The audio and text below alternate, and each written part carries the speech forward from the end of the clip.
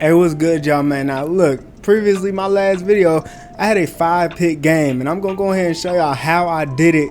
You know what I'm saying? The best way to get picks in this game. Now look, the reason I'm doing it this way that I'm playing is because in my career that I'm doing, I have me and my brother on the same team, so I'm trying to get gameplay perspective from both of our sides. So I have to do it this way, and the only way you can do it this way is if you play normal franchise. I do not play Faces franchise, I do normal franchise.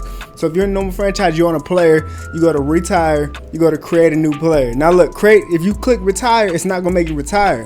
You gotta click that and you go to create a new character. If you choose the first option, it'll delete you from the thing. But if you go to the second option, you can go to a team, which you go back to your own team that you was previously on, and then you go in as a coach. Now you could just go to settings and turn on you could just go to settings and put on full field control, but I just go to coach just because, and you make sure you put your stuff on Hall of Fame. Oh man, for some reason it always resets. So every time you do it, every time you switch from character to like a player or to a coach, you have to remember to change that to all Madden. Know what I mean? So that's how I set up my thing. Like I know I just do player lock on my receiver player and then player lock on my cornerback player.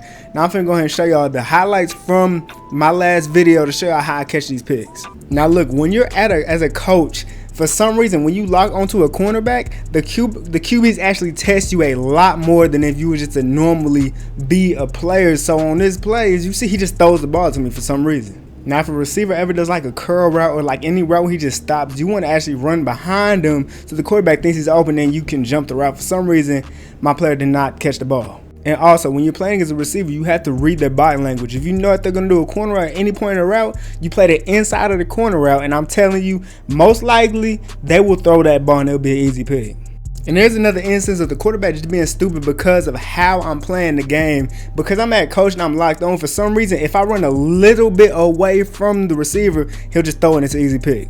Now sometimes if you know that the receiver's doing a streak, you want to wait a little bit, because listen, quarterbacks will always throw bullets. They throw terrible passes, so just make them feel like they got you over the top, and then you speed up out of nowhere, and I promise you will get that pick as long as you're fast enough. And then on this play, it's a corner route, so I'm just waiting. I just look, if they're in a tight formation, there's a high chance that the receiver's gonna run a corner route. So you just have to know that's a corner route, and then you basically play it like I said. Now look, I'm not saying it's gonna happen every single time, but if you put your hands on him, try to press him a little bit, quarterback's probably gonna throw it.